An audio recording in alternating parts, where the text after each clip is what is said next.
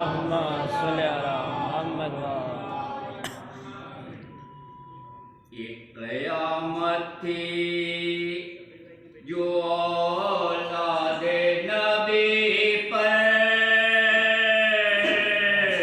گزری، ایک قیامت تھی جو اولاد نبی پر گزری، ایسی دنیا میں مصیبت نہ کسی پر گزری، آ گئی خیمے میں آنے کو تو لاشیں اکبر، یہ نہ پوچھے کوئی کیا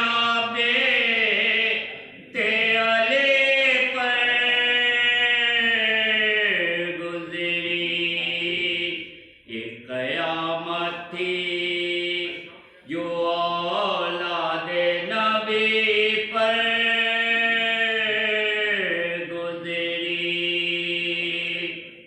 شب عاشور وہ غازی کی جو کیفیت تھی، رات ایسی نہ خدائی میں کسی پر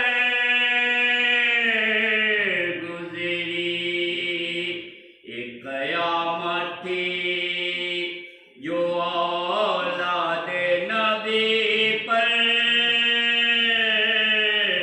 گزری، قبر زہرا پہ یہ زینب کی صدا تھی،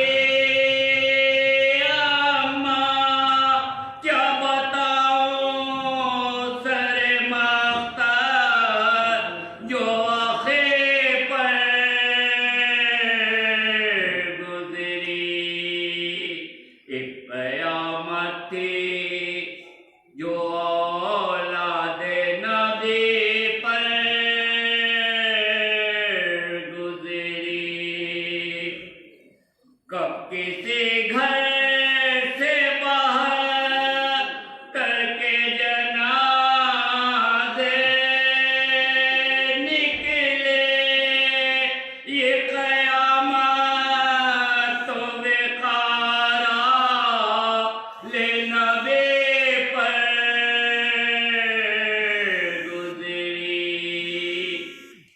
قیامت تھی جو اولاد نبی پر گزری، ایسی دنیا میں مصیبت نہ کسی پر گزری۔ فاتحہ۔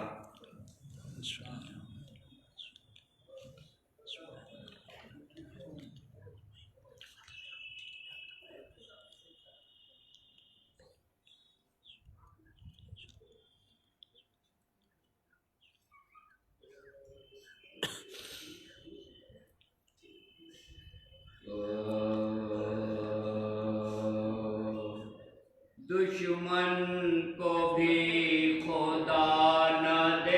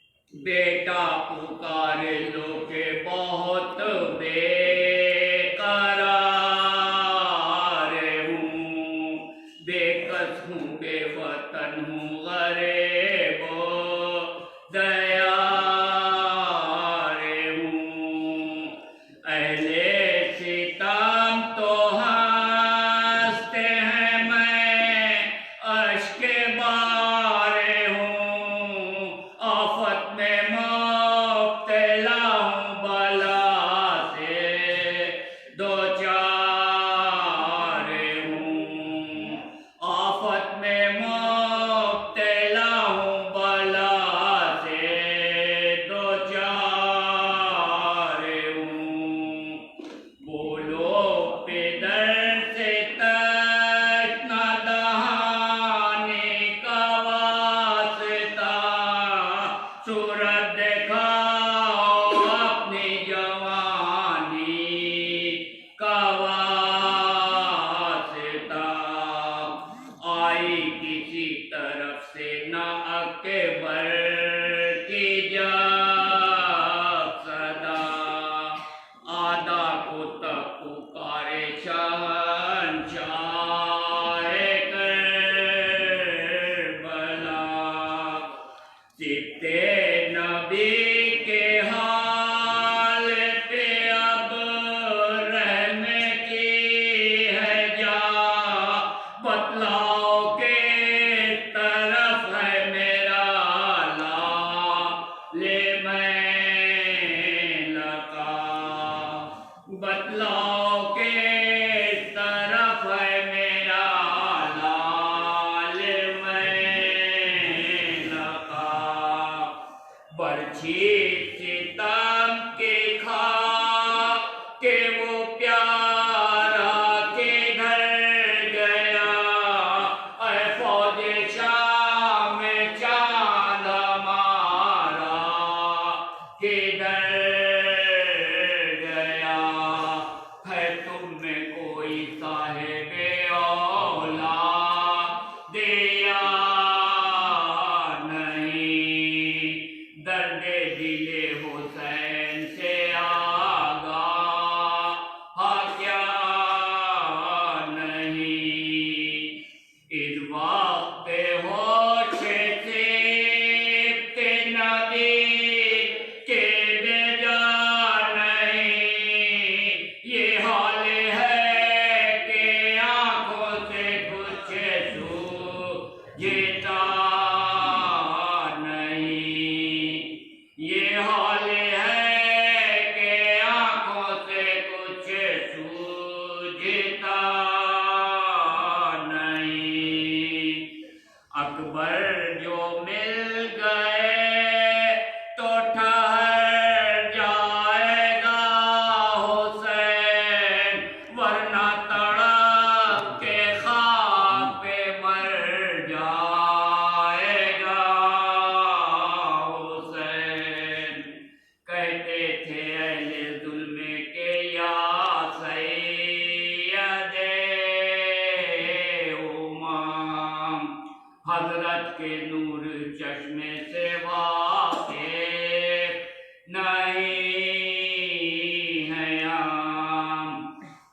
एक नौजवान तो आया था शौकत हशम, छाती पे ओ जारी के लगाने लए सीतम, छाती पे ओ जारी के लगाने लए सीतम।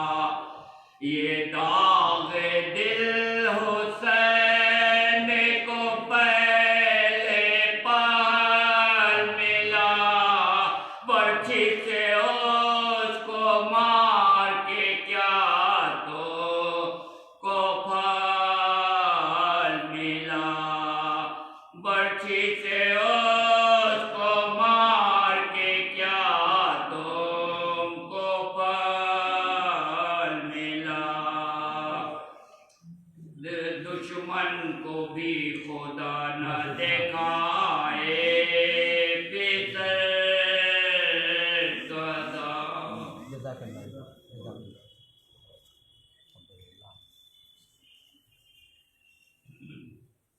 اللهم صل على محمد وآل محمد.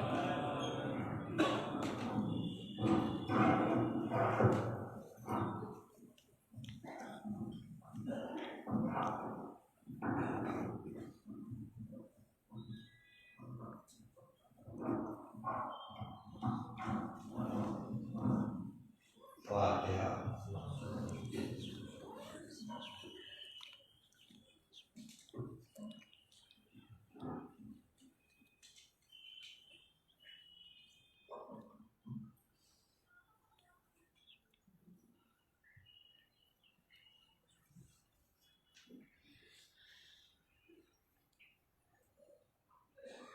جانتا مرحوم ابن سید علی اصغر رضوی کے نام پر.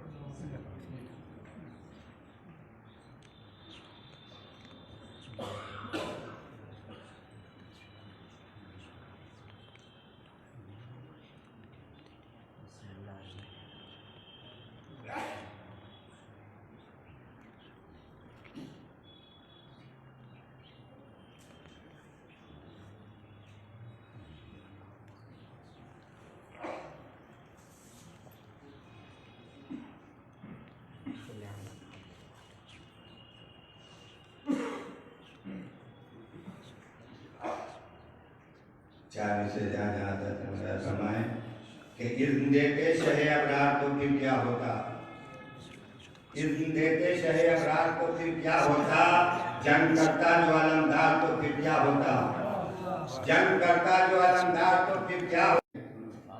ہمیشہ آقا جانی صاحب کردار جیتے ہیں، فقط ایک بار کیا لکھوں علی ہر بار جیتے ہیں، فقط ایک بار کیا لکھوں علی ہر بار جیتے ہیں. کوئی جیتا نہیں فوج یزیدی کا سر مقتل، کوئی جیتا نہیں فوج یزیدی کا سر مقتل، مگر شبیر ایک دن میں 72 بار جیتے ہیں، مگر شبیر ایک دن میں 72 بار جیتے ہیں. صلوات پڑھیں. اللہم صلی علی محمد وآل محمد.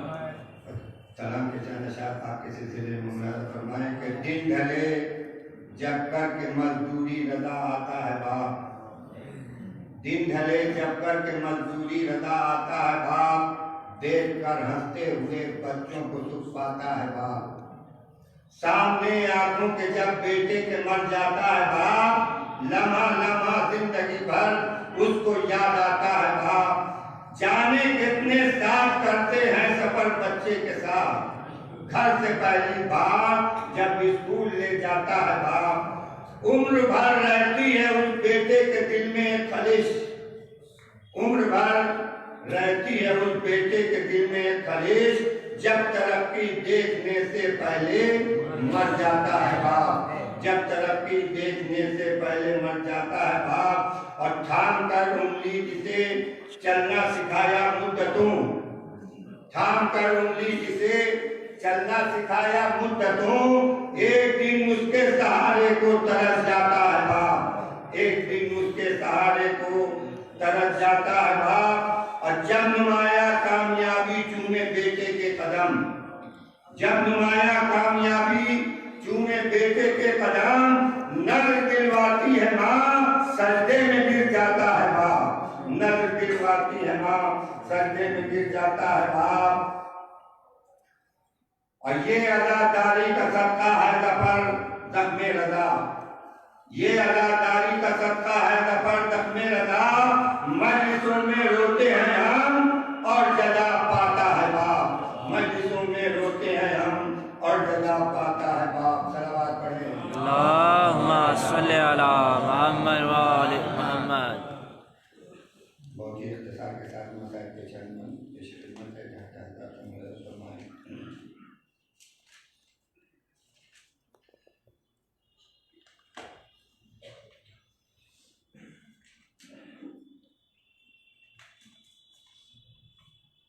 دیتے ہیں صدا کرب و بلا کے سحر و شام، क्यों कत्ल हुआ फातिमा ज़हरा का गुलंदाम, अरे अदादार से कहता है ये इस्लाम, सरवर ने दिया है तहे शमशीर ये पैगाम, बेदीन कोई लायक दिल जोई नहीं है, और कानून इलाही से बड़ा कोई नहीं है।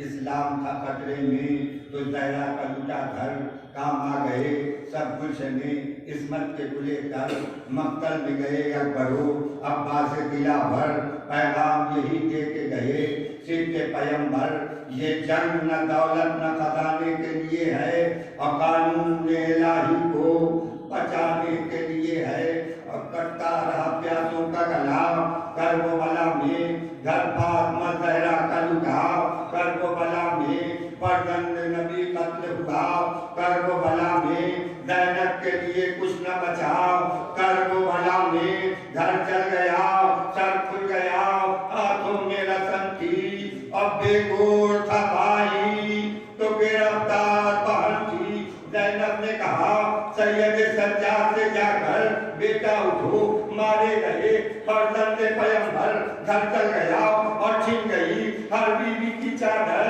अब तुम तो हो अब तुम हो जमाने के वली है मेरे दिल पर, दो हुक्म के चलते हुए के मोही में जल जान या मजमे अगियार में बेपर्दा निकल जान।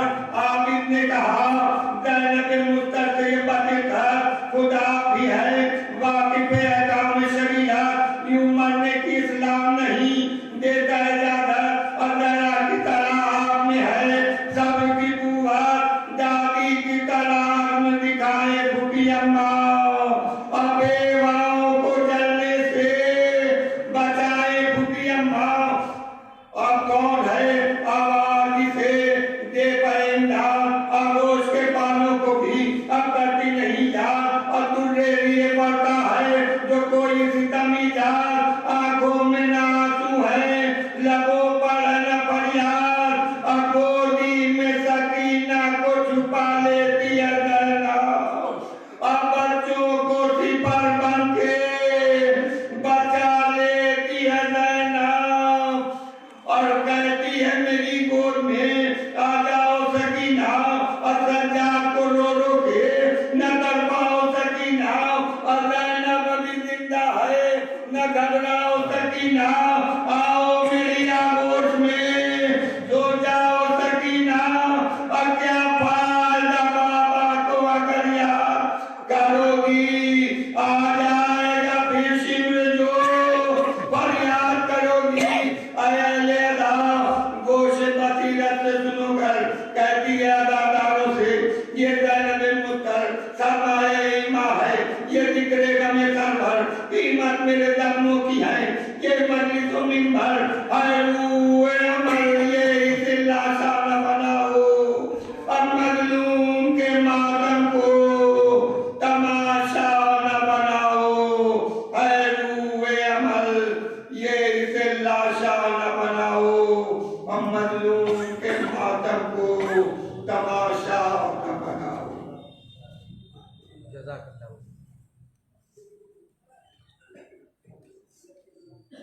अल्लाहुम्मा सल्ली अला मुहम्मद व आले मुहम्मद।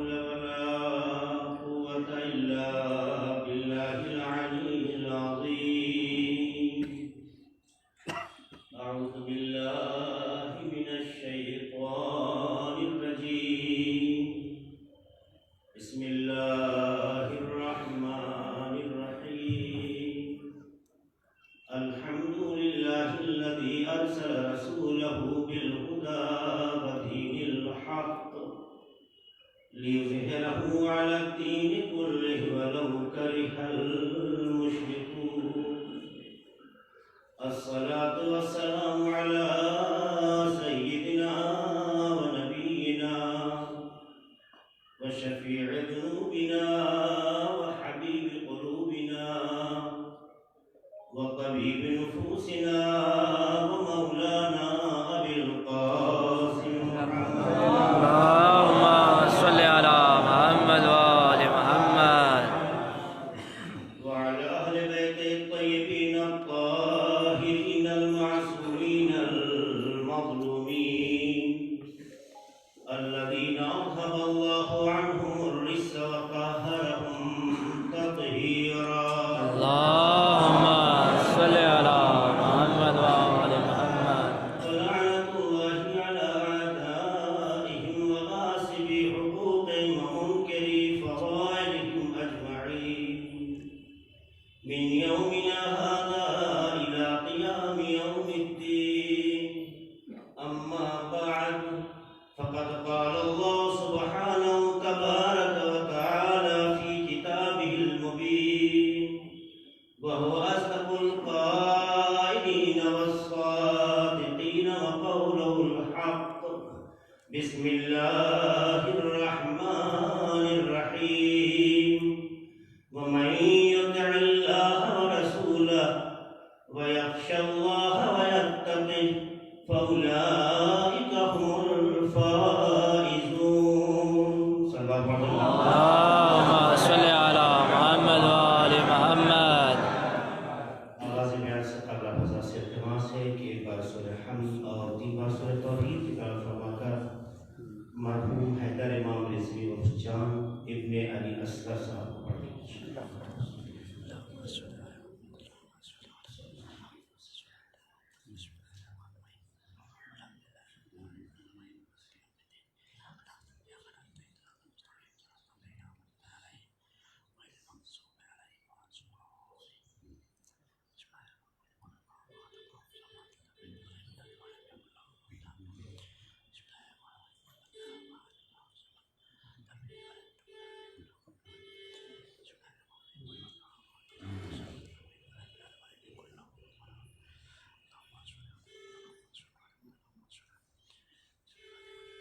یہ جو رسوا پر ہوگا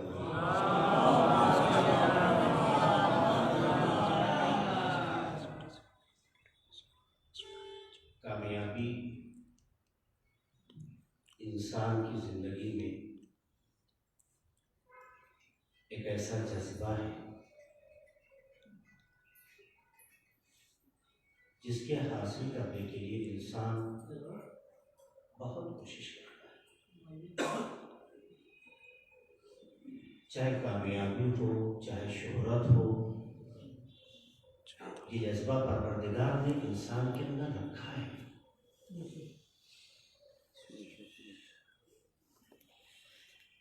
نہ شہرت کی خواہش بری ہوتی ہے،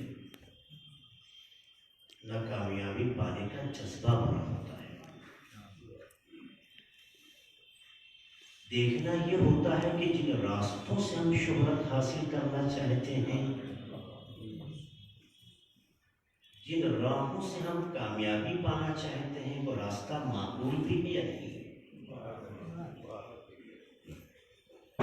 نہ شہرت کا جذبہ برا ہے، نہ خواہش بری ہے، نہ کامیابی کا جذبہ برا ہے.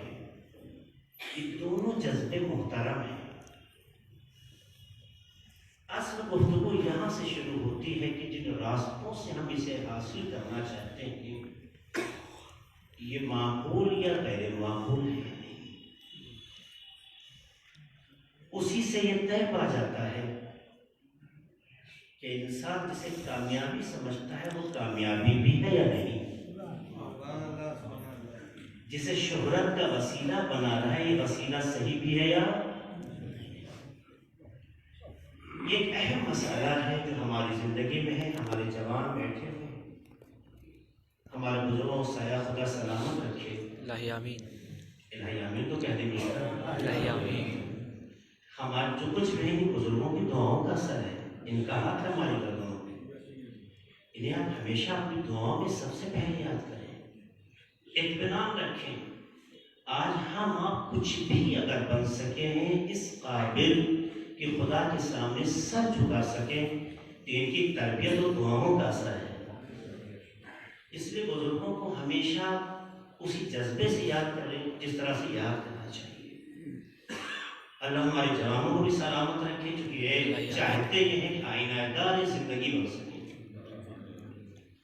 میں اس بات کو اپنے جوانوں سے شیئر کرنا چاہتا ہوں۔ کامیابی کے راستے دنیا میں مختلف چیزوں میں تلاش کیے جاتے ہیں۔ کچھ لوگ علم میں کامیابی حاصل کرنا چاہتے ہیں، کچھ لوگ دولت یا بزنس میں کامیابی حاصل کرنا چاہتے ہیں، کچھ لوگ سیاست میں کامیابی حاصل کرنا چاہتے ہیں، کچھ لوگ اجتماعی خدمت کے ذریعے سے کامیابی حاصل کرنا چاہتے ہیں۔ آپ دیکھیں تو کامیابی کے بھی مصادیق مختلف ہیں۔ آیا یہ سب راستے غلط ہیں؟ نہیں، علم کے ذریعے کامیابی پانے کا جذبہ مقدس ہے۔ عمل اور کردار کے ذریعے سے اپنی چھاپ چھوڑنا اور کامیابی کے راستے طے کرنا محترم ہے۔ سیاست کی دنیا میں بھی کامیابی حاصل کرنا ایک معقول راستہ ہے۔ بزنس کی دنیا میں ترقی پانا اور کامیابی حاصل کرنا ایک معقول راستہ ہے۔ لیکن بحث یہی شروع ہوتی ہے، راستے تو مختلف ہیں، لیکن جن راستوں سے ہم کامیابی کو حاصل کرنا چاہتے ہیں، آیا ان راستوں میں دوسرے کے حقوق کا خیال بھی کرتے ہیں یا ضائع کر دیتے ہیں؟ دوسروں کی امیج کو ڈاؤن کرتے ہیں یا اس کے رسپیکٹ کو باقی رکھتے ہیں؟ سیاست بھی ایک راستہ ہے کامیابی کا، لیکن سیاست میں اگر کسی کی شخصیت کشی کر کے حاصل کی جائے تو یہ کامیابی نہیں، یہ بدنامی کا شہرہ ہے۔ علم بھی کامیابی کا ایک راستہ ہے، لیکن اگر اس علم کے ذریعے سے رسپیکٹ باقی نہ رہ گئی تو جہالت کا بہترین کام ہے۔ آپ نے سنا ہوگا نا، دنیا میں دو طرح کے جاہل ہوتے ہیں۔ ایک وہ جاہل ہوتا ہے جو پڑھا لکھا نہیں ہوتا، اس نے پڑھائی نہیں کی، پڑھا لکھا نہیں ہے، لوگ اسے جاہل سمجھتے ہیں۔ اور دوسرا طبقہ بڑا خطرناک ہے، ہونے کو مولانا بن گیا ہے، ڈاکٹر بن گیا ہے، انجینئر بن گیا ہے، پروفیسر بن گیا ہے، کتابوں کو پڑھ کر علمی مدارج کو طے کر کے اپنی ایک ساخت بنا چکا ہے،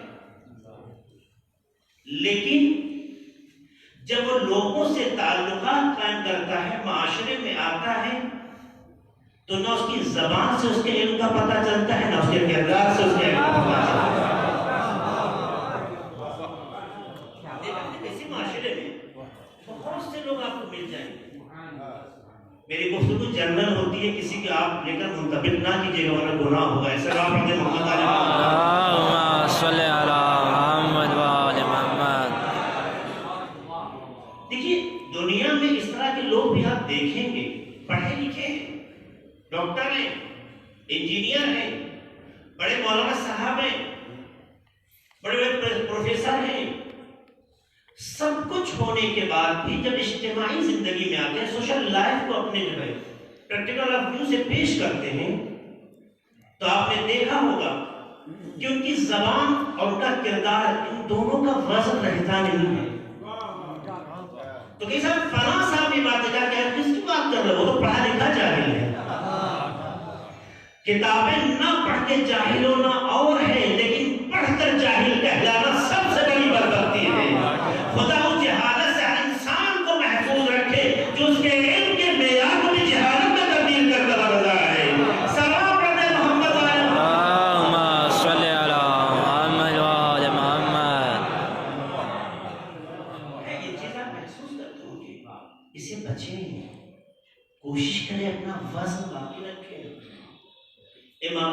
علیہ السلام. اللهم صل على محمد وآل محمد. کیا فرماتے ہیں بلاغہ میں؟ امام فرماتے ہیں کہ انسان اپنی زبان سے پہچانا جاتا ہے. انسان اپنی زبان سے پہچانا جاتا ہے. ہوں گے ہم کچھ اپنے خیال میں ہوں گے آج کی زبان بولو تو، لیکن جب آپ بولتے ہیں تو آپ کی زبان آپ کے علم اور آپ کی تربیت دونوں کا پتہ دیتی ہے. اس لیے نہج بلاغہ کا جملہ آپ کو یاد ہوگا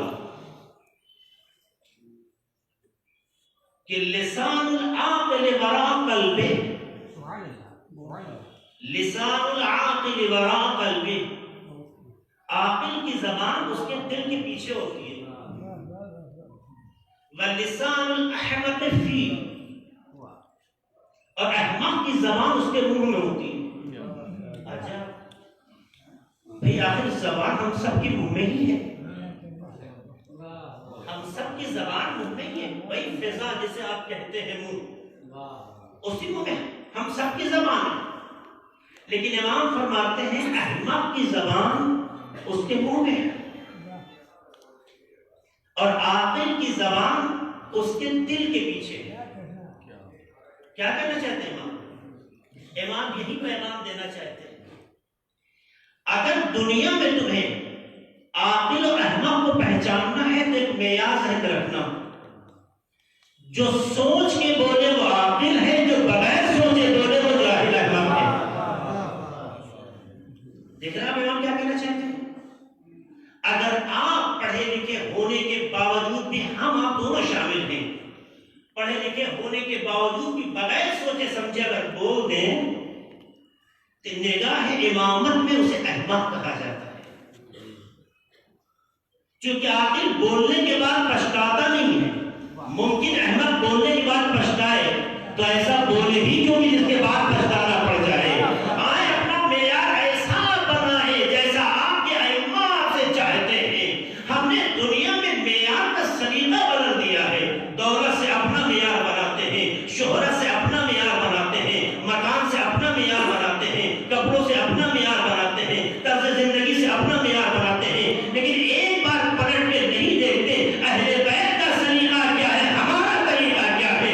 جہاں ہمارے اہل بیت کے طریقوں میں اختلاف ہو جائے وہاں سے منافقت تو آتی ہے، ایمان نہیں پیدا ہوتا ہے. سلام علیکم محمد.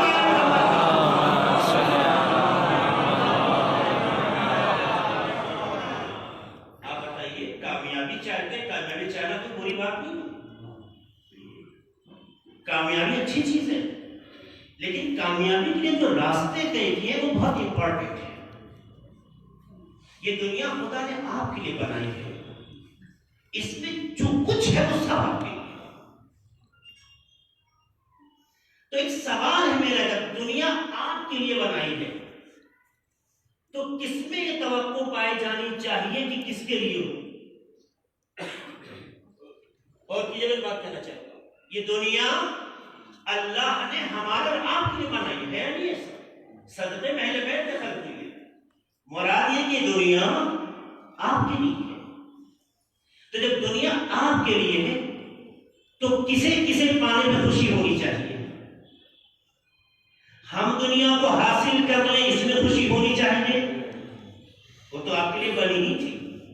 تو اگر آپ نے اسے حاصل کر لیا تو کون سا کما؟ اصل جو چیز آپ کے لیے بنی ہے اس کی ضرورت یہ ہے کہ وہ آپ کو تلاش کرے. جو چیز جس کے لیے بنی ہے اس چیز کی ذمہ داری ہے کہ جس کے لیے بنی ہے اسے تلاش کرے. اگر انسان دنیا کے پیچھے بھاگے گا تو دنیا اور پیچھے بلاغہ میں ہے نا،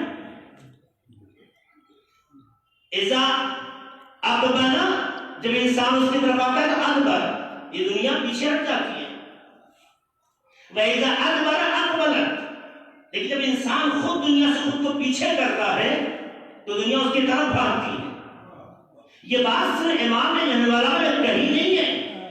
مدینے کی تاریخ سے پوچھئے کہ جب 3 دور خلافت گزر چکے تھے اور وہ زمانہ ہے جسے علی بن ابی طالب علیہ السلام کا زمانہ کہتے ہیں، تو آپ نے دیکھا اس سے پہلے لوگوں نے بڑی کوششیں کی کہ اللہ آپ نے چنا، شورا نے چنا، ایرپوروں نے چنا، لوگوں نے چنا، مل کے انتخاب کر لیا گیا.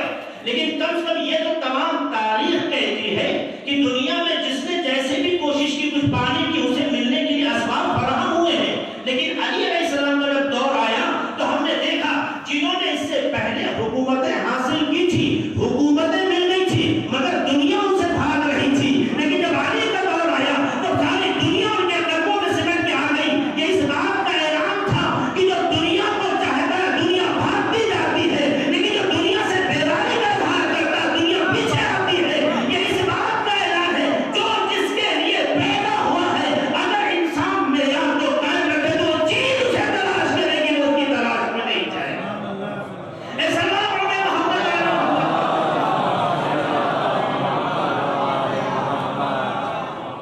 آپ دیکھیے کر کے، آپ بھی کر کے دیکھیے. یہ نمونے ہیں آپ کے سامنے. تو پھر دنیا کے پیچھے ہم کیوں بھاگیں؟ کیونکہ جب ہم دنیا کے پیچھے بھاگتے ہیں تو دنیا کے اصول کو فالو کرتے ہیں. جب ہم دنیا کے پیچھے بھاگتے ہیں تو جس چیز کو پالیں اس کے اپنے شرائط ہیں. جب تلاش کرنے والا کسی چیز کو تلاش کرتا ہے تو جس چیز کو تلاش کر رہا ہے جو اس کے شرائط ہوں گے اسی کو فالو کرے گا. اگر انسان دنیا کو حاصل کرنے کی کوشش کرے گا، جبکہ انسان کا کام یہ نہ تھا، لیکن انسان دنیا کو حاصل کرنے کی کوشش کرے تو دنیا کے راستے میں چھل ہے، کپٹ ہے، مکاری ہے، عیاری ہے، دھوکے ہیں، سفسطے ہیں، غفلتیں ہیں، شیطنت ہے. آپ جو بھی عنوان اور صفت لے آئیے. تو ظاہر جس چیز کو آپ حاصل کر رہے ہیں اس کے حاصل کرنے کے جو راستے ہیں وہ آپ کو اپنانا ہوگا. لیکن جب دنیا آپ کو حاصل کرنا چاہے گی تو دنیا پھر اپنے معیار سے آپ کو نہیں تلاش کرے گی. کہنا معیار کیا ہے؟ جس چیز کو تلاشا جا رہا ہے، جس چیز کو تلاش کرنا ہے، اس چیز کا اپنا جو معیار ہوگا. تلاش کرنے والے کی ذمہ داری اس کے معیار کو دیکھنا، اپنے معیار کو نہیں. تلاش کرنے والے کو اپنا معیار نہیں دیکھنا کہ ہم کیا ہیں، دیکھنا یہ جس سے قریب ہونا چاہتے ہیں، جس تک پہنچنا چاہتے ہیں، جس سے نزدیک ہونا چاہتے ہیں، اس کا معیار کیا ہے. اس کا معیار دیکھ کے جب انسان یا دنیا آگے بڑھے گی تو مجھے بتائیے تبدیلی آپ میں آئے گی یا دنیا میں آئے گی؟ تبدیلی آپ میں آئے گی، دنیا میں آئے گی. دنیا بدلتی جب ہے جب دنیا آپ کو تلاش کرنے لگے، اور آپ بدلتے جب ہے جب دنیا کو تلاش کرنے لگے. اس لیے اہل بیت نے، رسول نے زمانے جاہلیت میں قدم رکھتے ہی بتا دیا ہم دنیا کو بدلنے آئے ہیں، دنیا ہمیں بدل نہیں سکتی ہے. اس لیے رسول کی زندگی میں دنیا نے معیار بدلے ہیں، رسالت نے معیار نہیں بدلے ہیں. سلام علیہ محمد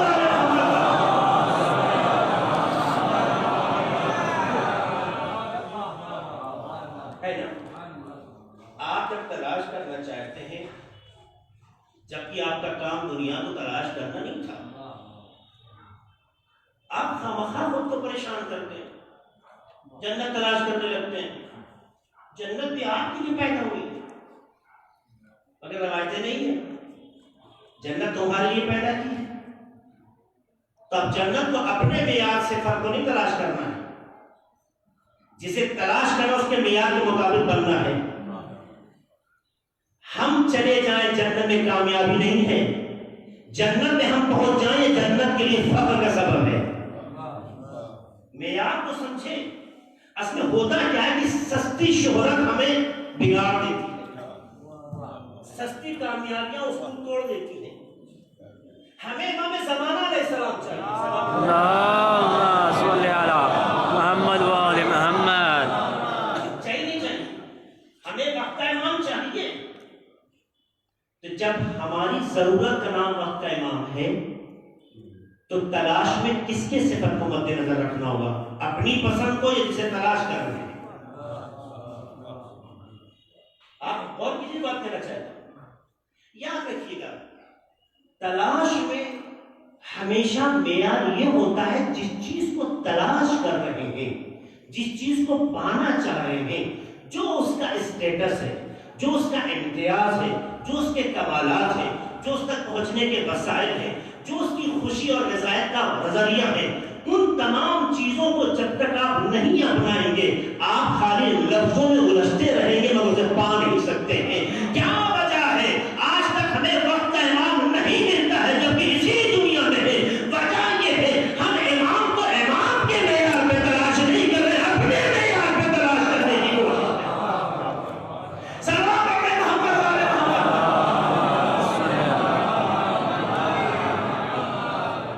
ہمیں اپنے سلیقوں کو بدلنا، ہمیں اپنے طریقوں کو بدلنا ہوگا۔ اللہ نے کوئی کمی ہماری رب کی خلقت میں نہیں چھوڑی۔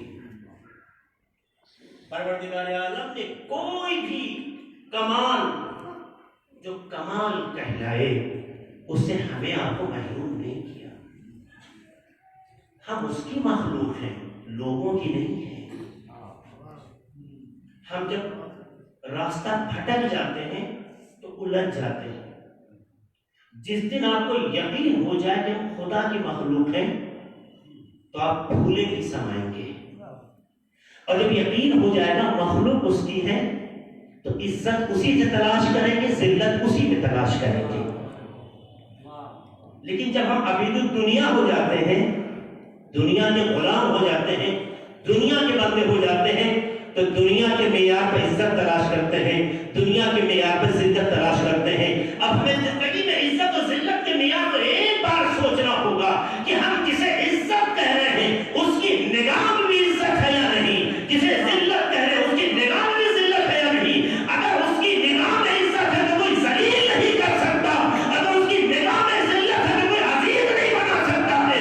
آپ دیکھیے اہل بیت کو برا کہنے والے ہر دور میں پیدا ہوئے اور آج بھی آپ کو مل جائیں گے، مگر اتنا بتائیے اہل بیت کی عظمتوں پہ کوئی فرق آیا کیوں نہیں آیا؟ کیونکہ خدا نے جسے عزیز بنایا اسے کوئی ذلیل نہیں کر سکتا ہے، اور ان ذلیلوں کو لوگ سنوارنا چاہتے تھے، آج اتنا عرصہ گزر گیا انہیں عزیز نہ بنا سکے۔ سلام کرتے محمد والے۔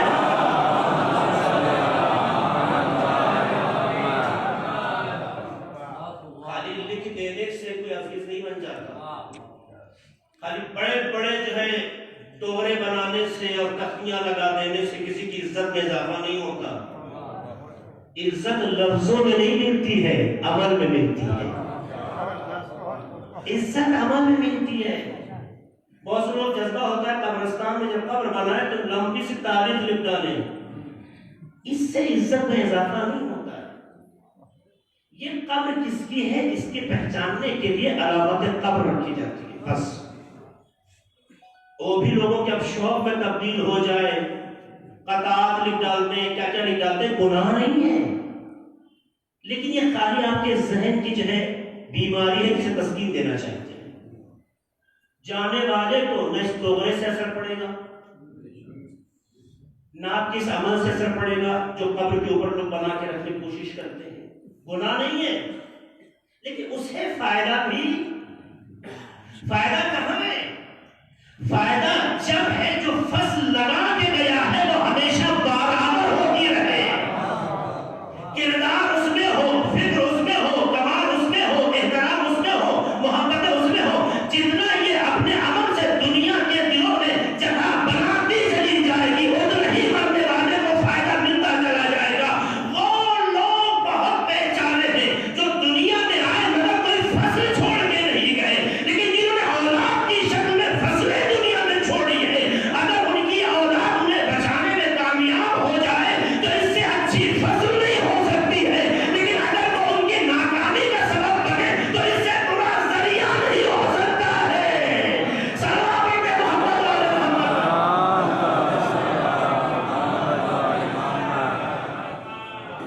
عزت و ذلت کے معیار کو، کامیابی کے معیار کو اس معیار پر تلاش کرنا چاہیے جسے کامیابی کہتے ہیں۔ ہم سمجھتے ہیں مجلس کر لیا، حق ادا کر دیا۔ آپ نے اگر مجلس کر دیا تو حق ادا کر دیا، میں ایک سوال کرتا ہوں، کیا انصاف ہے؟ آپ نے اگر مجلس سے سنیے نا غور سے، یہ جملہ بڑے اعتماد سے کہہ رہا ہوں، آپ نے اگر مجلس کیا تو کوئی کمال نہیں کیا، کچھ بھی کمال نہیں کیا۔ یہاں کی بات ہے، آج کل مولانا کیا کیا ممبر سے پڑھ جاتے ہیں، اور کیجیے کہنا کیا چاہتا ہوں، آپ سانس لے رہے ہیں کمال ہے؟ میں آپ سے پوچھ رہا ہوں، آپ سانس لے رہے ہیں کمال ہے؟ یہ سانس نہ ہو تو آپ مردہ ہیں، یہ کمال نہیں ہے۔ کمال یہ ہے کہ یہ سانس جو آپ لے رہے ہیں یہ آلودہ نہ ہو۔ اور مجھے میں کہنا چاہتا ہوں، یہ مجلس ہمارے لیے ایک سانس کی حیثیت رکھتی ہے۔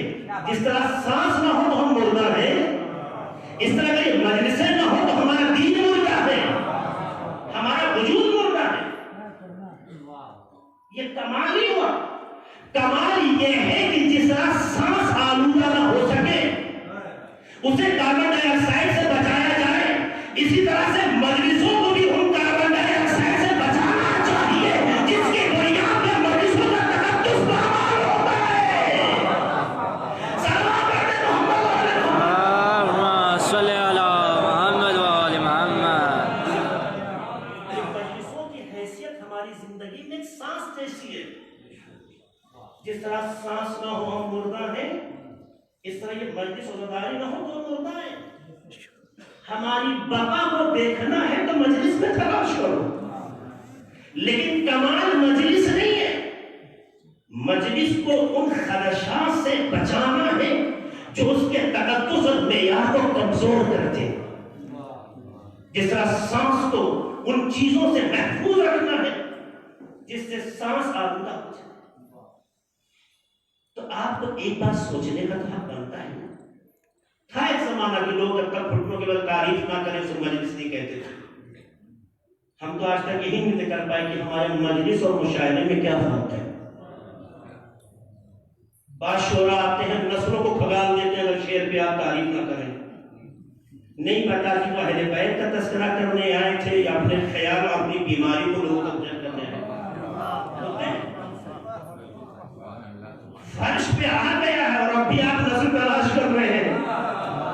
اس فرش پہ آنا اس بات کی علامت ہے کہ نسلوں میں کہیں تو طہارت ہے جو لوگ یہاں پہ پہنچے ہیں۔ سلام علیہ محمد وعلیہ محمد۔ اللهم صل على محمد وآل محمد۔ تو آپ سلیقے کو بدلیں۔ سارے دامن وقت میں گنجائش نہیں، میں ابھی سے محسوس کر رہا ہوں کیونکہ اصل مدعا بھی آپ کے سامنے تو آیا ہی نہیں۔ کامیابی تلاش کرنا چاہتے ہیں، قرآن بھی کہتا ہے کامیابی تمہارا حق ہے، لیکن کامیابی کیسے تلاش کرو؟ میرے جوانوں، کامیابی کے کچھ ہم نے مصادر شروع میں گنوائے۔ قرآن مجید بھی کامیابی کے لیے 4 نسخہ دیتا ہے۔ کامیابی چاہتے ہو 4 نسخے۔ من یطع اللہ، جو اللہ کی اطاعت کرے، نہیں کہ جو اللہ پر ایمان لائے، جو اللہ کی اطاعت کرے۔ اطاعت ایمان کے بعد کا مرحلہ ہے، کیونکہ اطاعت بغیر ایمان کی نہیں ہوتی۔ لیکن اگر آپ کامیابی چاہتے ہیں تو ایمان میں کامیابی نہیں دی، اطاعت میں، یعنی ایک قدم آگے بات بڑھ چکی ہے۔ غور کی بات میں سلسلے وار رسول اللہ چاہتا ہوں۔ یہ سورہ نور کی آیت نمبر 52 ہے۔ یا دیکھیے آیت بھی کس میں؟ سورہ میں، اس کا نام سورہ نور ہے۔ جب پورا قرآن نور ہے، لیکن اس پورے قرآن میں کوئی سورہ نور ہو جائے تو ایسے جیسے نور علی نور ہو، اور اگر اس میں بھی کوئی نورانی بات اس طرح سے پیغام آ جائے تو گویا نور علی نور ہے۔ اب دیکھیے نور کے مراتب ہیں۔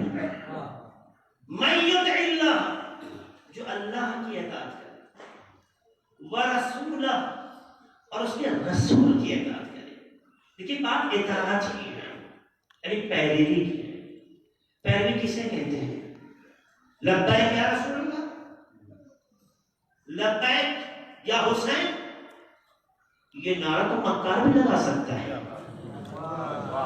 یہ نعرہ تو بعد عمل بھی لگا سکتا ہے۔ یہ نعرہ تو سیاسی بھی ہو سکتا ہے، بدعملوں کے نعرے سے اہل بیت فرق نہیں پڑتا۔ ایسا کچھ کیجئے کہ زبان خاموش و کردار بول رہا ہے۔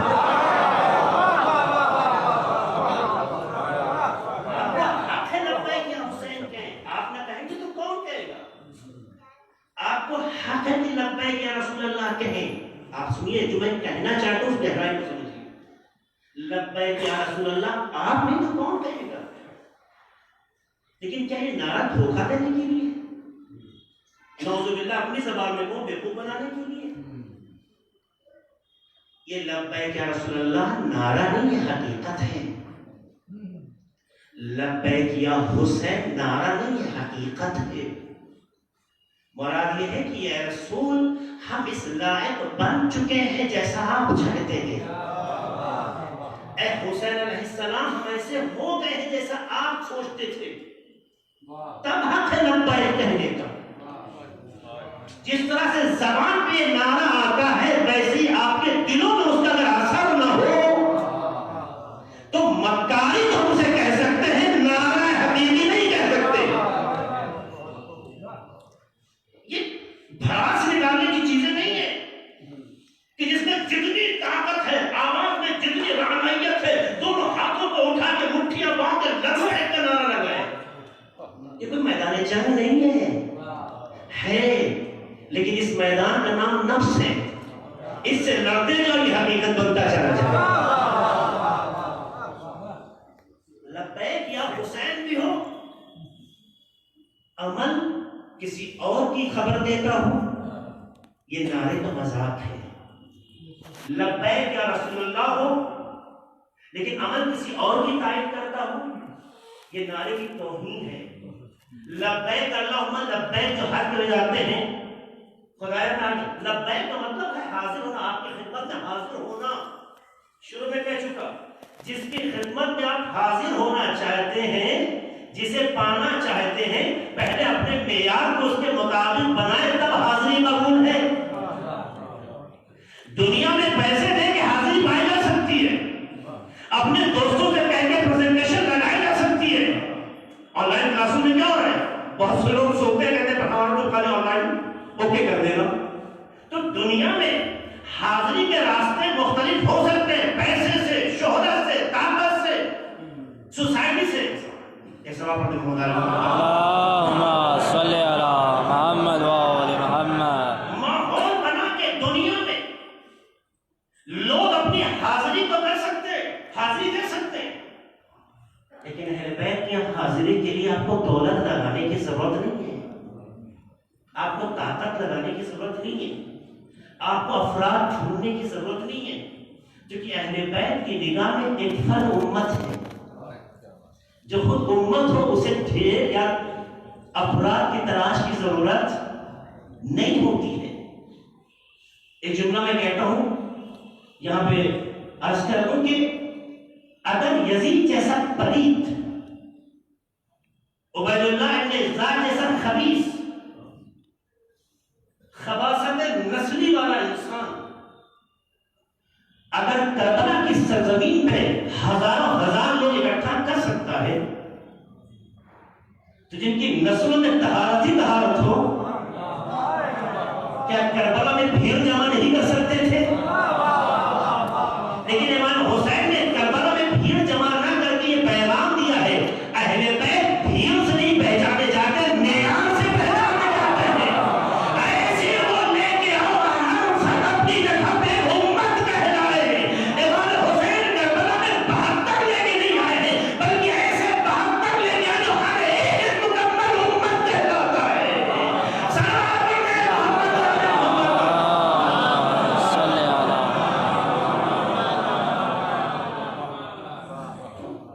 یہ تو خود آپ کو تلاش کرتے ہیں، ہم کو بھی تو پیدا کریں۔ تو اطاعت کرنی ہے، پیروی کرنی ہے۔ پیروی کا مطلب یہ ہوتا ہے جس راستے پہ وہ چلے ہیں اسی راستے پہ ہم چلیں، جو ان کا پیغام ہے اس پیغام پہ ہم چلیں۔ کیا جھوٹ بولنا ان کا پیغام ہے؟ میں آپ سے پوچھتا ہوں، ہاں یا نہیں بولیے۔ جھوٹ بولنا ان کا پیغام ہے؟ گالی دینا ان کی تعلیم ہے؟ بڑوں کی بے احترامی کرنا ان کا درس ہے ایسا؟ ایک دوسرے کا مذاق اڑانا کیا ان کی تربیت ہے؟ پڑوسیوں کو اذیت دینا کیا ان کی تعلیم ہے؟ کیا رشتوں کو بکھیر دینا ان کا پیغام ہے؟ کیا رشتوں کے درمیان دیوار کھڑی کر دینا ان کا درس ہے؟ کیا دنیا دار بننا ان کی تعلیم ہے؟ کیا دنیا پرست بننا ان کی تربیت ہے؟ آپ مجھے بتائیے، اگر آپ کہتے ہیں نہیں تو ایک بار غریبان میں جھانک کے دیکھیں کہیں ایسا تو نہیں ہے ان کی تعلیم کچھ کہتی ہو لیکن ہمارا عمل دنیا کو بیوقوف بنایا جا سکتا ہے، دنیا کو دھوکہ دیا جا سکتا ہے، عدالتوں میں کھڑے ہو کر مقدس کتاب کو چھو کے بھی جھوٹ بولنے کا جذبہ ہو سکتا ہے، لیکن اہل بیت کی بارگاہ میں مرداری نہیں چلتی، عیاری نہیں چلتی، وسوسہ نہیں چلتا، بوتے بتانی دنیا کے لیے تو معیار ہوگی، اہل بیت کے لیے نہیں، اسی لیے اہل بیت یہ دیکھتے ہیں معیار کہاں ہے، اگر وہ معیار حبش میں بھی مل گیا تو بلال ہمارے ہو، فضا ہماری ہو، سلمان ہمارے ہو، مقداد ہمارے ہو، اس لیے کہ وہ معیار میں سب کو تلاش کرتے ہیں، شہرت میں نہیں تلاش کیا کرتے۔ سلام علیہ محمد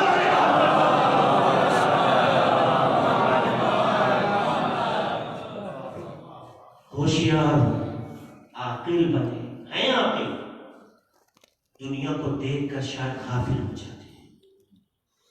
من یطع اللہ ورسولہ، جو اللہ کی اطاعت کرے، کامیابی کی چار جو ہے صفتیں ہیں، جو اللہ کی اطاعت کرے، ورسولہ صرف اللہ کی نہیں اس کے رسول کی بھی اطاعت کرے، اطاعت دو لوگ، ویخشی اللہ اور خشیت الہی پیدا کرے۔ ہمارا جوان پریشان ہو گئے، خشیت کیا چیز ہے؟ عربی اعتبار سے ہمارا علماء بھی تشریف فرما ہے، عربی کے اعتبار سے دو لفظ ہیں، ایک ہے خوف اور ایک ہے خشیت، دونوں میں بہت باریک اور بہت لطیف فرق ہے۔ پروردگار کے عذاب سے بچتے ہوئے اس کی اطاعت کرنے کا نام خوف ہے۔ سنیے گا خوف سے، یہ فروق اللغات کے عنوان سے عرض کر رہا ہوں۔ پروردگار کے عذاب کے خوف سے جہنم میں چلے جائیں گے، یہ سزائیں ملیں گی، اس عمل میں یہ مصیبتیں آ سکتی ہیں۔ پروردگار کے عذاب سے بچتے ہوئے کسی عمل کو انجام دینا خوف کہلاتا ہے۔ پروردگار کس عمل سے راضی ہے وہ اس کے معیار کے مطابق ہوا یا نہیں، اس کی شانیت کے مطابق ہوا یا نہیں، اس احساس پر احساس خوف ہونا خشیت ہے۔ شاید میری بات اب تک پہنچی ہے۔ پروردگار کا یہ معیار ہے، ہم معیار طے نہیں کر سکتے، یعنی بلندی۔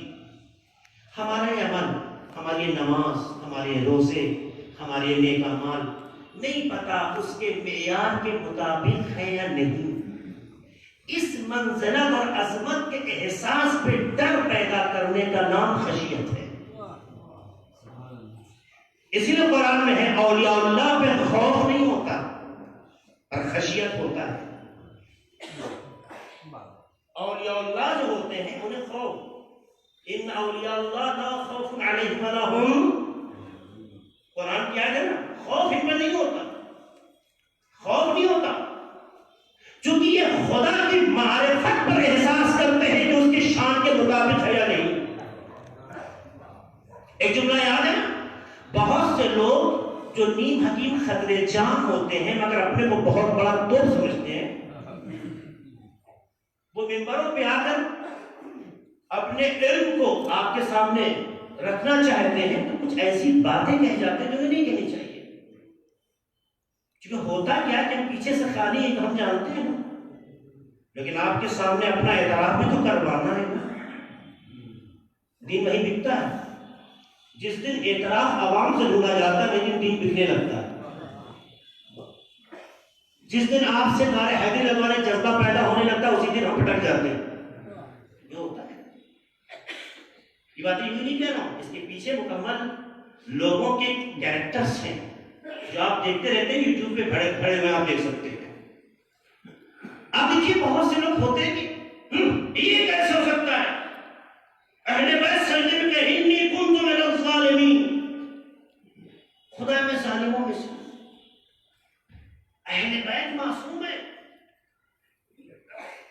بیت معصوم ہے. معصوم اسے کہتے ہیں جہاں گناہ کا تصور بھی نہ ہو. جہاں گناہ کا تصور کرنا تو دور کی بات ہے, جہاں تصور گناہ بھی نہ ہو وہاں عصمت وجود میں آتی. تو اہل بیت نے بارگاہ خدا میں یہ جو جملہ کہا میں تو ظالمین میں سے ہوں, میں تو ظالمین میں سے ہوں, انی کنت من الظالمین بہت سی دعاؤں میں ہے. تو کہا نہیں یہ تو اہل بیت سے نہیں ہو سکتی. کہاں ان کی عصمت, کہاں اہل بیت کے بارے میں اس طرح کی تعبیر ہے؟ ظاہر ہے جب اہل بیت کو آپ اپنے معیار پہ پہچانیں گے تو یہی بات کہیں گے. اہل بیت کو اہل بیت کے معیار پہ پہچانیں. علماء نے آگے اس جملے کی تفسیر کی کہ اس جملے کا دو مقصد ہے, ایک آپ کے اعتبار سے, ایک معصوم کے اعتبار سے. آپ کے اعتبار سے یہ کہ آپ کو درس دے رہے ہیں, آپ کو تعلیم دے رہے ہیں کہ کس طرح خدا کی بارگاہ میں ہم اپنے کو پیش کریں. خدایا میں تو ظالمین میں سے ہوں, خدایا میں تو غافلین میں سے ہوں, خدایا میں گنہگار ہوں, خدایا میں بدعمل ہوں. خدا کی بارگاہ میں اس احساس کو پیش کرنے سے اچھے بننے کا جذبہ پیدا ہوتا ہے. دیکھیں انسان اچھا کب بنتا ہے؟ انسان اچھا جب بنتا ہے جب برائیوں کی طرف متوجہ ہو. جب برائیوں کی طرف توجہ ہی نہ ہو تو پھر اچھا کیسے بنے گا؟ اچھا بننے کا جذبہ جب ہی پیدا ہو. جتنا اس کی بارگاہ میں ہم اپنے کو ذلیل کرتے جائیں گے اتنے خدا کو عزیز بناتا جائے. جتنا عجیب ہمارا اور آپ کا خدا ہے, یہ عجیب خالی بات کہنے کے لیے, خدا نہ خاصا سے منفی یا نیگیٹو پوائنٹ نہیں ہے. ہمارا آپ کا خدا بھی ایک ایسا خدا ہے جو ہر قدم پہ ہمیں عزت بخشنے کے لیے وہ تیار رہتا ہے. ایک بار خود کو اس کی بارگاہ میں جھکا کے تو دیکھیں, گرا کے تو دیکھیں, ذلیل کر کے تو دیکھیں. وہ کہتا ہے تمہیں حق نہیں ملنا کہ کسی بارگاہ میں ذلیل ہو. ہماری مخلوق کسی اور کی بارگاہ میں ذلیل ہو جائے یہ خدا کو پسند نہیں. ہماری بارگاہ میں ذلیل ہونے کا اتنا عزیز بناتا چلا جاؤں گا کہ دنیا کی عزتیں تمہارے قدموں میں ہوگی, ذرا بلند ہو جاؤ گے. یہ خدا کا وعدہ ہے, یہ خدا کا وعدہ ہے. تبھی تو جناب حضور جب امام حسین کی بارگاہ میں پہنچتے ہیں تو فوراً خود کو گرا دیتے ہیں. بعض مقاتل میں یہ تعبیر ملتی ہے, اپنے کو امام کے قدموں میں گرا دیتے ہیں, امام فوراً اٹھا لیتے ہیں اور تمہاری جگہ وہاں نہیں یہاں ہے. کیا ہو رہا ہے؟ سینہ تان کے بولے کے سامنے ہاتھ ہے تو کیا یہ جذبہ بیدار ہو پیدا ہوگا؟ اور میں خدا کی خاطر امام حسین کی بارگاہ میں اپنی دنیا کی تمام شہرتوں کو چھوڑ کر آقا حسین کے قدموں میں جھکایا. اتنا عزیز بن گیا کہ آج اور حضرت اور کہلاتے ہیں. یہ آپ کے سامنے نمونہ ہے, یہ باتیں ہیں. تو اس کی بارگاہ میں آگے جھک کے تو دیکھیں, وہ عزیز بناتا ہے. وہ کبھی آپ کو ذلیل ہی نہیں دیتا. وہ تو حیدر بیلی صاحب مرحوم کا جملہ ہے, ہمارے بزرگ تائید کریں گے کہ ہمارا خدا ایسا ہے جو نعمتیں دینے کے بہانے تلاش کرتا ہے. ہمارا خدا ایسا ہے, ہم کسی سے ناراض ہو جاتے ہیں تو وصیتیں ہو جاتی ہیں. ہوتا ہے نہیں ہوتا؟ ہم کسی سے ناراض ہو جائیں, جنازے میں شریک نہ ہو, ہمارے رشتوں سے کبھی نہ ملے, ہم نے سب توڑ دیا. عجیب, جس سے خدا نے جوڑا ہے اسے آپ توڑ رہے ہیں. یہی پتا چل گیا کہ معیار دنیا کا آپ کا بول رہا ہے, خدا کا معیار نہیں بول رہا ہے. بنا توڑنے کی بات نہیں, جوڑنے کی بات کرتے ہیں. تو یہ مزاج انسان کا ہوتا ہے. دنیا میں لوگ ایسے چلتے ہیں, لیکن ہم گناہ پہ گناہ کرتے رہتے ہیں, لیکن ہمیں معاف پہ معاف کرتا رہتا ہے. معاف کرتا رہتا ہے. میں جملہ لفظ کر دوں, شاید بات تو آپ تک پہنچانے ماشاءاللہ میں نے کسی موقع پہ بات کہی ہوگی, یاد نہیں رکھا کون سی بات کہاں کہی ہے. بات ایک آپ کے سامنے رکھنا چاہتا ہوں. مثال کسی مجلس میں دے چکا ہوں, البتہ کہاں یاد نہیں آ رہا ہے. کیا آپ اپنے گھروں میں دیکھا ہوگا, جس گھر میں باپ کا باپ یعنی دادا ہو اور پوتا یعنی بیٹا ہو, دادا باپ اور پوتے، جن گھروں میں یہ رشتے باحیات ہیں۔ آپ نے دیکھا ہوگا کہ جب اس گھر میں چھوٹا بچہ غلطی کرتا ہے، چھوٹا بچہ جب غلطی کرتا ہے تو ہوتا کیا ہے؟ جیسے اس نے غلطی کی باپ نے اسے مار دیا، غلطی کی اس نے، باپ نے غلطی پہ مارا، دادا ناراض ہو گئے۔ ایسا دیکھا ہوگا گھر میں؟ کیوں؟ آخر بیٹے نے غلطی کی ہے، پوتے نے غلطی کی ہے، بابا آپ دیکھ لیں یہ غلطی اس نے کی، ہاں کی تو کیا ہوا، کیوں مارا اسے نہیں مارنا چاہیے۔ بابا ایسی غلطیاں جب میں بچپن میں کرتا تھا تو آپ مجھے مارتے تھے، اگر ہم نے آج سے اسی غلطی پہ مار دیا، اس طرح کی غلطی پہ، تو آپ ہمیں کیوں ڈانٹ رہے ہیں؟ کل ہم نے غلطی کی، آپ نے مارا، آج جب پوتا غلطی کر رہا ہے اور باپ اسے مار دے رہا ہے تو دادا ناراض ہو جا رہا ہے۔ تم نے حکمت کیسے بھی میرے سامنے میرے پوتے کو مارو؟ ارے بھائی اسی غلطی پہ بیٹے کو سزا دے چکے ہیں۔ یہ بات دہرا رہا ہوں تاکہ آپ کا ذہن حاضر ہو جو بات کہنا چاہتا ہوں۔ تو کیا بات ہے بج رہا ہے؟ کچھ مسئلہ نہیں ہے، بات اتنی ہے کہ جیسے جیسے رشتوں کا اعتبار بلند ہوتا جاتا ہے، معاف کرنے کا جذبہ بڑھ جاتا ہے۔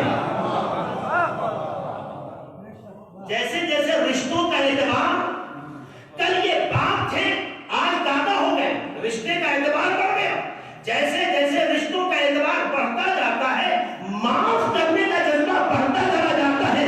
تو سوچو اللہ سے بڑا مرتبہ کسی کا نہیں ہے، تو اگر دادا معاف کرنے کا جذبہ رکھتے ہو تو خدا کے معاف کرنے کا جذبہ کیسا ہوگا؟ سلام پڑھے محمد اللهم صل على محمد وآل محمد۔ ہے نا؟ تو اپنے اندر آپ جذبہ پیدا تو کریں، آپ اپنے اندر خوبیاں پیدا تو کریں۔ آپ جب خوبیاں پیدا کریں گے تو راستے نکلتے ہیں۔ تو وَيَخْشَ اللَّهَ، تو ایک تو پیغام یہ ہے کہ وہ دوسروں کو درس دینا چاہتے ہیں کہ بارگاہ خدا میں خود کو حقیر و ذلیل پیش کرو، خدا تمہیں خود عزیز بنائے گا، اعتراف کرتے رہو اپنے بندے ہونے کا۔ دوسری چیز، اہل بیت جہاں ہمیں تعلیم دے رہے ہیں، بھئی اہل بیت کا خدا سے بھی تو رشتہ ہے، اب تو معبود کا۔ اہل بیت کیوں کہتے ہیں خدا میں ظالمین میں سنو؟ اس کا مطلب صرف ہم نے یہ سمجھا کہ گناہ کیا نہیں، اہل بیت یہ بتانا چاہتے ہیں کہ میرا خدا اتنی عظمتوں والا ہے، نہیں پتا میرے سجدے اس کے سجدے کے معیار کے مطابق ہے نہیں پتا ہماری عبادتیں اس کی عبادت کے معیار کے مطابق ہے کہ نہیں۔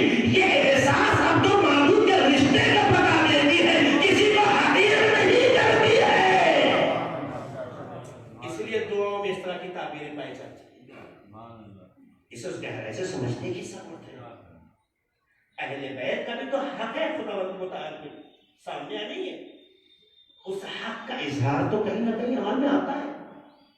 نہیں پتا اہل بیت کہہ رہے خدا یہ جو سجدہ کر رہا ہوں پوری کوشش ہے کہ تیری شان کے مطابق، لیکن تیری عظمت اتنی بلند ہے کہ نہیں پتا اس کا حق ادا ہوا یا یہ کمال بندگی ہے، یہ کمال بندگی ہے۔ وَيَخْشَ اللَّهَ، اللہ کی خشیت۔ تو تیسرا مرحلہ اللہ کی خشیت یعنی اللہ کا خوف، جو اللہ کی اطاعت کرتے ہیں، جو رسول کی اطاعت کرتے ہیں، جو اللہ کا خوف رکھے، وَيَتَّقِهِ، اور تقوی الہی اختیار۔ تقوی کی منزل کہاں ہے پتہ ہے آپ کو؟ اطاعت خدا اور رسول اور خوف کے مرحلے کی بات۔ پتہ چلا ہمارے معاشرے میں متقی بولنا ایک پروڈکٹ ہے جس کے لیے چاہ ہم نے استعمال کر لیا۔ متقی ہونے کے لیے اپنے لفظوں کو بھگل نہیں بگاڑنی ہے، وضاحت نہیں خراب کرنا ہے۔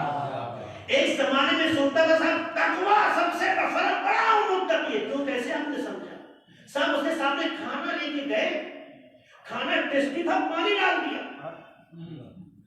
اچھا کہیں ایسا نہ ہو دنیا کی لذت اسے خدا سے غافل کر دے. واہ تقوی کا معیار اتنا گھٹیا ہو گیا. اگر کھانا لذیذ کھانا بری بات ہے تو یہ لذت خدا نے کھانے میں رکھی کیوں؟ اگر لذیذ کھانا کھانا عیب ہے تو خدا نے لذت رکھی کیوں؟ ہر ایک کا ٹیسٹ الگ رکھا کیوں؟ یہ ہر ایک کی لذت کا الگ ہونا اس بات کی علامت ہے وہ بھی چاہتا ہے تم خدا کی قدرت کو سمجھو. یہی زمین ہے مگر کرشمے کیسے کیسے ہیں. لذتوں کو بگاڑ کے تقویٰ تلاش کرنا تقوی کا دھوکہ تو ہو سکتا ہے، تقویٰ نہیں ہوتا. تقویٰ وہ ہے کہ جس میں روح میں طہارت پیدا ہو جائے، عمل میں تبدیلی آ جائے، انسان سوچے تو خدا سے ہٹ کے نہ سوچے، کرے تو خدا سے ہٹ کے نہ کرے. اس لیے جب امام جعفر صادق علیہ السلام اللهم صل على محمد وآل محمد. پوچھا گیا کہ مولا تقویٰ کیا ہے؟ ایک سادے لفظوں میں سادھارن شبدوں میں اس کا ادھارن دیا. امام کہتے ہیں کہ تقویٰ کا مطلب یہ ہے کہ جہاں خدا نے حاضر ہونے کا حکم دیا ہے وہاں سے غائب نہ ہونا، اور جہاں حاضر ہونے سے منع کیا ہوا دکھائی نہ دینا. اب جس میں یہ خوبی پائی جاتی ہو وہ تقویٰ، اور یہ خوبی جب ہی پیدا ہوگی جب اللہ کی اطاعت ہو، رسول کی اطاعت ہو، خوف الہی ویتقِ اور تقویٰ ہو. فَأُولَٰئِکَ هُمُ الْفَائِزُونَ. تو قرآن کہتا ہے یہی لوگ ہیں جو کامیاب ہیں. یہ اللہ کہہ رہا ہے کہ جب یہ آیت نازل ہوئی تو لوگ یہ تلاش کر رہے تھے کون مصداق اس کا ہو سکتا ہے، کون اس کا مصداق ہو سکتا ہے، کس کے بارے میں جملہ کہا جا رہا ہے. ہر ایک دائیں بائیں جھانک رہا ہے کہ آیت آئی ہے تو یقیناً اس کا کوئی نہ کوئی مصداق ہوگا. رسالت کے اوپر ہر ایک کی نگاہیں جمی ہوئی ہے، رسالت بھی کسی کے انتظار میں بیٹھی ہوئی ہے. اتنے میں آنے والا سامنے سے چلا آ رہا تھا، جیسے وہ شخص نزدیک آیا رسول خدا نے اپنے ہاتھ کو شانے پہ رکھے کہا یا علی انت وشیعتک هم الفائزون. اے علی تم اور تمہارے شیعہ کامیاب ہیں. یعنی رسول کے اس جملے سے پتہ چلتا ہے شیعہ وہ نہیں ہے کہ جو اپنے مومیا میں ڈوب جائے. شیعہ اسے کہتے ہیں جس میں اللہ کی اطاعت ہو، رسول کی اطاعت ہو، اللہ کا خوف ہو، تقویٰ ہو، جو علی کی ولایت کے تقدس کو بچائے اسے شیعہ کہتے ہیں. صلوات پڑھتے ہیں محمد والے. اللهم صل على محمد وآل محمد. یہ شیعہ کوئی لفظ نہیں ہے. سینے پہ یوں ماتم کر کے 4 لوگوں کو دکھا کے فوٹو کھینچا کے اپلوڈ کر کے بڑے خوش ہیں کتنا بڑا ماتم ہوا. ظاہر ہے کہ جس کے لیے ماتم کیا تھا انشاءاللہ وہ اجر بھی دے گا. بہت سے لوگ ہوتے ہیں معاشرے میں صاحب جو ایٹیٹیوڈ دکھا رہے ہیں ہماری طرح آ کے سب میں لگ کے دونوں ہاتھ ویسے نہیں چلا رہے. نہیں، غلط سوچ رہے ہیں آپ کو اپنے ماتم کا حساب دینا ہے، اس کے ماتم کا نہیں. ہو سکتا ہے کہ وہ آہستہ آہستہ ہاتھ رکھ کے بھی تم سے آگے نکل جائے، چونکہ ریاکاری کا اجر نہیں ہے، اخلاص کا اجر ہوتا ہے. آپ یہ طے نہ کریں. ہم اکثر ایام اعظم میں دھوکہ کھا جاتے ہیں. نہیں بات نہیں صاحب دیکھیے فلاں موقع میں تو مولانا صاحبوں کا ہاتھ ہی نہیں اٹھ رہا ہے. برادر ہر چیز کے مراتب ہوتے ہیں، ہر چیز کی جگہ ہوتی ہے، ہر چیز کا ایک معیار و مرتبہ ہوتا ہے. آپ جوان ہیں، آپ جوانی کے انداز میں آئیے. وہ ایک منزل و مرحلے میں ہے، اس کو اسی اعتبار سے وہ آئیڈیل ہے. اس کے ہر عمل کو لوگ آئیڈیل کی نگاہ سے دیکھتے ہیں. چونکہ ہم بیمار ہیں کہ جب تک دوسرے پر انگلی نہ اٹھائیں تسلی نہیں ہوتی. اصل مزہ نہیں آتا. ہمارے مزے کا نام کمنٹ ہے، ہمارے مزے کا نام ایک دوسرے کا مذاق اڑانا ہے، ہماری تسلی کا نام دوسرے کو نیچا دکھانا ہے. بدلو، یہ علی کے چاہنے والوں کا معیار نہیں ہے. مکاروں کا معیار اور ہوتا ہے، ولایت کا معیار اور ہوتا ہے. خدا کی قسم قبل اس کے کہ موت ہمارا اور آپ کا استقبال کرے معیار کو تبدیل کر دے، معیار کو تبدیل کر دے. اسی لیے بحر الانوار میں بھی لکھا، خصال الصدوق میں بھی لکھا. ایک دن مولا علی علیہ السلام اور رسول خدا آمنے سامنے بیٹھے ہوئے ہیں. اتنے میں رسول کہتے ہیں یا ابا الحسن ھذا جبرائیل یقول، اے ابو الحسن یہ جبرائیل ہے جو کہہ رہے ہیں ان اللہ عز وجل، خدا بند عالم کہتا ہے. کیا کہتا ہے؟ یقول، خدا بند عالم کہتا ہے کیا؟ آتا، ان اللہ عز وجل آتا شیعتک ومحبیک سبع خصال. یہ جبرائیل ہے جو خبر دے رہے ہیں. حاضہ میں اس میں اشارہ ہے، یعنی یہی موجود ہے، پریزنٹ ہے. اے علی یہ جبرائیل ہے جو کہہ رہے ہیں کہ خدا نے تمہارے شیعوں اور محبوں کو 7 صفت عطا کی ہے. 7 صفت تمہارے شیعوں کو عطا کی ہے. الرفق عند الموت، موت کے بعد کچھ ہستیاں ہیں جو دوست بن کر حاضر ہوتی ہیں. یہ روایت ہے. الرفق عند الموت، موت کے بعد کچھ ہستیاں جو رفیق اور دوست بن کر حاضر ہوتی ہیں. یہ جملے پہ آپ غور کیجیے. اور عجیب انداز گفتگو ہے. 7 صفتیں کس طرح سے بیان کی جا رہی ہیں. اور دوسرا جملہ والامن عند الوحشہ، جو وحشت قبر ہوتی ہے اس وقت خدا بند عالم نے امن اور امان کے اسباب فراہم کیے ہیں. والنور عند الظلمہ، جب قبر میں تاریکی ہوتی ہے تو اللہ نے علی کے شیعوں کے لیے نور وہاں رکھا ہے. علی کے شیعوں کے لیے انشاءاللہ کہ ہم سب حقیقی شیعہ علی ہو، تابعدار شیعہ نہ ہوں. یہ سب ہمارے اور آپ کے ٹائٹل سے نہیں ہوتے. یہ جو قرآن کی آیت پیش کی ہے اس معیار پر جو ہوتے ان کی یہ باتیں کر رہا ہوں. والامن عند المیزان، والقسط عند المیزان، جو پولیس صراط سے گزر رہے ہوں گے، جب ان کے نام اعمال کا حساب ہوگا، میزان یعنی محاسبہ ہوگا، تو اس ان کے حق میں انصاف ہوگا. یہ اللہ نے ان کے حق میں رکھا ہے، انصاف ہوگا. والجواز علی الصراط، پولیس صراط سے گزرنے کا اللہ ان کے اندر حوصلہ پیدا کرے گا. یہ پولیس صراط سے گزر جائیں گے. یا بہت ہی کس انداز سے امام کے سامنے رسول بیان کر رہے ہیں. اور اگلا جملہ امام فرماتے ہیں، ایک رسول فرماتے ہیں مولا علیہ السلام سے کہ علی بدخول الجنہ قبل الناس، تمہارے شیعہ اور محب کو اللہ دوسروں سے پہلے جنت میں داخل کرے گا. اللہ داخل کرے گا دوسروں سے پہلے.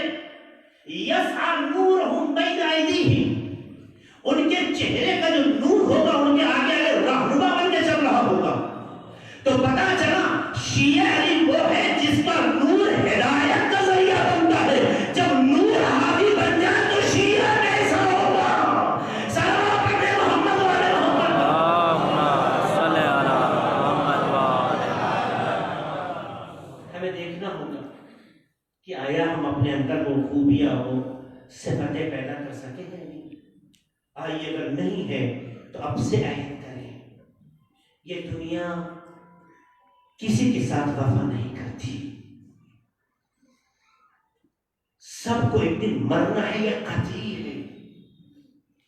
تو کچھ ایسا کریں کہ ہماری روح شرمندہ نہ ہو، اہل بیت ہمارے عمل سے شرمندہ نہ ہو. جو زندگی بھر شیعہ کے نام پر ہم کہلاتے تھے، خود کو کہلاتے تھے خود کو، یہ شیعت کی صفت بدنام نہ ہو. ایسا کچھ کرنا چاہیے. شیعہ حسب و نسب سے نہیں ملتا، یاد رکھیے گا. شیعہ عمل کا نام ہے، کیریکٹر کا نام ہے. یہ پیدا کرنا پڑتا ہے. خاندان سے ہو شیعہ یہ ضروری نہیں ہے. چونکہ ہم نے دیکھا ہے شیطانوں کے گھر میں بھی رحمان جیسے پیدا ہوتے ہیں، رحمانوں جیسے گھر میں بھی شیطان صفت پیدا ہوتے ہیں. تاریخ بھری پڑی ہے، ہر گھر میں اس طرح کے لوگ ہیں. ہم کوشش کریں کہ ہمارا بچہ اہل بیت کی زینت کا ذریعہ ہو، اہل بیت کی عزت کا ذریعہ ہو. جس طرح اہل بیت خدا کی عزت کا ذریعہ تھے، ہماری نسلیں بھی اہل بیت کی عزت کا ذریعہ ہو. اور آپ سے بہتر کون سو سکتا ہے؟ آپ میں ساری کوالٹی ہے.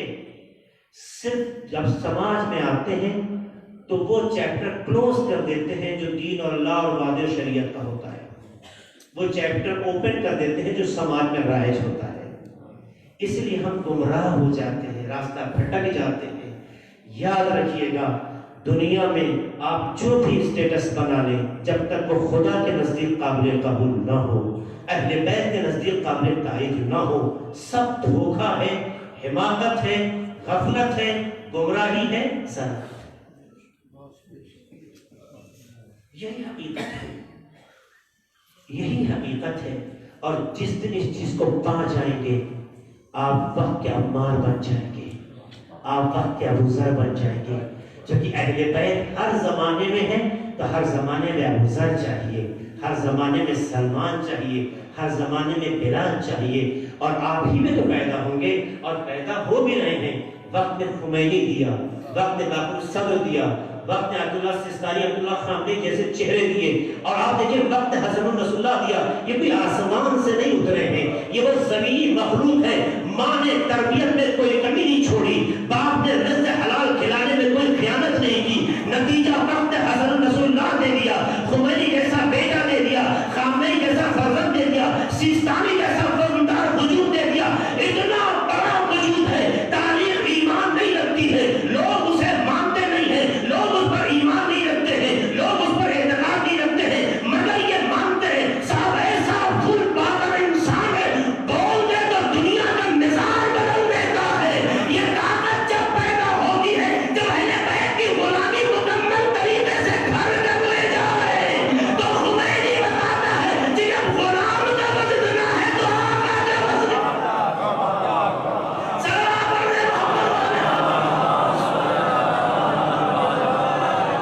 بھٹک سکتا ہے، لیکن حسین کا سہارا مل جائے تو سنبھل جاتا ہے. کربلا میں یہ سمجھاتی ہے. اسی لیے دیکھیے سہیل راستہ بھٹکے ہوئے تھے، لیکن امام حسین کا سہارا مل گیا تو سنبھل گئے. اور جب سنبھلے تو حضرت زہیر ہو گئے. یہ اس بات کی علامت ہے کہ کربلا ہمیں جینے کا سلیقہ دیتی ہے. کربلا ہماری کیوں نہ یہ حیات ہے؟ اس کی وجہ یہ ہے کہ کربلا نے ہمارے سوئے ضمیروں کو بیدار رکھا ہے. اور جس نسل کے پاس عزاداری ہے وہ قوم مردہ نہیں ہے. آئے اس کے تقدس کی حفاظت کریں، کربلا سے کچھ سیکھیں. چاند مرحوم کہ جب اس دنیا میں قدم رکھا ہوگا، اصغر صاحب سے پوچھا گیا، اصغر صاحب سے ان کے والد نے پوچھے کہ بیٹا باپ کے لیے کتنا جذبہ رکھتا تھا. میں اتنا بتا دوں چونکہ نماز کا وقت غفلت ہو گئی وقت میں اور لیٹ ہو گیا. 5 سال میں شاید دے دوں. میں چاہوں گا کہ اگر آپ لوگ انشاءاللہ وقت ہو تو مجلس کے بعد اکٹھا ہو کر نماز بھی ادا کر کے جائیں. ہاں جس کو کام ہے، ضرورت ہے، ایسے بھی جانا ہے، وہ اختیار رکھتا ہے. آپ دیکھیے جو آپ نے فرش اعضاء سے سیکھا ہے اسے آپ پریکٹیکل کر رہے ہیں، عمل کر رہے ہیں. تو آپ دیکھیے کربلا میں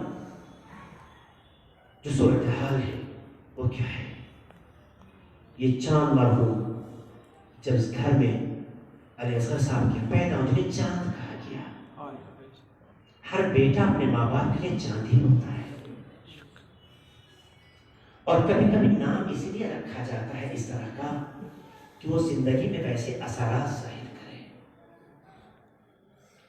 اولاد بہت عزیز ہوتی ہے ماں باپ کے لیے، بہت عزیز ہوتی ہے. اور ایک باپ کے لیے بہت سخت ہوتا ہے کہ جب اس کا بیٹا اس کے سامنے دنیا سے گزر جائے. بہت سخت ہوتا ہے. علی اصغر صاحب پہ کیا گزر گئی، ان کا خدا چاہتا ہوگا یا ان کا دل چاہتا ہوگا. ضعیفی ہے بیچارے، ان کے چلنے پھرنے سے کافی حد تک معذور ہو رہے ہیں. جو باپ یہ سوچتا ہو کہ ایک دن بیٹا ہمیں کہاں دے گا اگر باپ اسے کہاں دے گا. یہاں بھائی لوگ بیٹھے ہیں، بھائی لوگ بیٹھے اس بات کو اچھی طرح محسوس کر سکتے ہیں کہ بھائی بھائی کے درمیان کتنا جذبہ ہوتا ہے، کیا خواب ہوتے ہیں، کیا باتیں ہوتی ہیں، کیا ارادے ہوتے ہیں. پتہ نہیں بھائیوں کے دل میں کیا کیا جذبے ہوں گے جو شاید کہہ نہ سکے، کر نہ سکے، آپ کے انتظام میں تھے. لیکن بھائی چلا گیا. کتنا درد ہو رہا ہے. آج ششماہی کے عنوان سے مجلس ہو رہی، مگر وہ درد اور یادیں ختم نہیں ہوئی، کیونکہ رشتوں کا درد کبھی ختم نہیں ہوتا. اے عزیزانو، انصاف سے بتاؤ، ایک باپ کے لیے بہت سخت ہوتا ہے جب بیٹا نگاہوں کے سامنے سے گزر جائے. آئیے نا، کربلا میں آقا حسین کو بھی دیکھیے. ارے وہ بھی ایک باپ ہے جن کے سامنے جوان بیٹا ہے.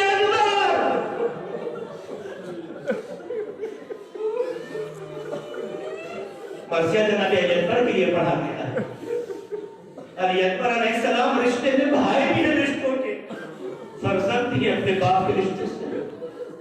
چل جملے مسائل میں ختم دعا کرنا چاہوں گا کہ ایک باپ کے لیے کتنا سخت ہوگا. آپ نے مرثی میں سنا ہوگا کہ جب جناب علی اکبر سرزمین کربلا پر آئے، آنے کے بعد بابا کو آواز دی تو بابا نے کہا میرے لال مجھے کچھ نظر نہیں آتا. میرے لال میرے نگاہوں کے سامنے پردہ پڑ گیا ہے. پوری مقاتل کو اٹھا کے دیکھ لے، کسی بھی گرنے والے جانباز کے بارے میں جملہ تاریخ یا مقاتل نہیں لکھتے ہیں کہ جس پر امام حسین نے کہا ہو مجھے آواز دیتے رہنا نظر نہیں آتا. صرف جناب علی اکبر کے لیے ملتا ہے. میرا جتنا محدود مطالعہ میں عرض کر رہا ہوں، بہت محدود مطالعہ، لیکن میں نے یہ دیکھا جناب علی اکبر جب سرزمین کربلا پر اپنے گھوڑے سے نیچے آئے، آواز دی یا بتا علی کا بنت سلام، بابا آخری سلام قبول ہو. امام حسین آگے بڑھے، اس انداز سے بولتے جائے میرے لال علی اکبر، آواز دیتے ہیں باپ کو کچھ نظر نہیں آتا. ارے باپ کی نگاہوں کے سامنے پردہ پڑ گیا. آخر کیا وجہ ہو سکتی ہے؟ اس درد کو محسوس کیجئے گا تو آپ چاند مرحوم کے بارے میں محسوس کر لیں گے. ایک باپ اور بھائی کی تسلی کا ذریعہ مل جائے گا. اور یاد رکھنا، جب بھی ہمارے درمیان سے کوئی بھائی گزر جائے، یا جناب علی اکبر کو یاد کرنا، یا جناب عباس کو یاد کرنا. اگر کوئی بیٹا گزر جائے تو جناب علی اکبر کو یاد کرنا. شاید ہمارے دردوں پر سہارا مل سکے. آپ کربلا میں دیکھیں، امام حسین پڑھتے جا رہے ہیں اور بار بار کہتے میرے لال اکبر، میرے لال اکبر، میں آ رہا ہوں، میری نگاہوں کے سامنے نظر میں آواز دیتے رہو. آخر فلسفہ کیا ہے، آخر معاملہ کیا ہے؟ امام حسین علیہ السلام اس انداز سے کیوں آگے بڑھ رہے ہیں؟ کسی بھی شہید کے لیے جملہ نہیں ملتا، یا کسی بھی شجاع بہادر سرفراز کے لیے کہ سرزمین کربلا میں جانباز آیا ہو اور اس نے آواز دی آقا حسین کو. آقا حسین یہ جملے کرو، اللہ جملہ اس لیے دہرا رہا ہوں تاکہ بات کی اہمیت کی طرف آپ کا ذہن متوجہ ہو جائے. یہ راز کب کھلا؟ سرزمین کربلا میں یزیدیوں کو رحم نہیں آئے گا. عبید اللہ ابن زیاد کی فوج کو رحم نہیں آیا، عمر سعد کو رحم نہیں آیا. خدایا تیری حکمتوں کو سلام.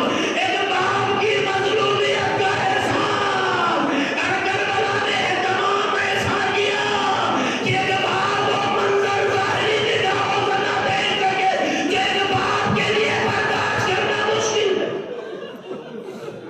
اور یہ فلسفہ اور یہ راز جب کھلا کہ جب امام حسین آواز کے سہارے جناب علی اکبر تک پہنچے، محسوس کیا کہ میرا بیٹا زمین کربلا پر مچل رہا ہے، درد میں مبتلا ہے، بار بار ہاتھوں کو آگے کی طرف کھینچ رہا ہے.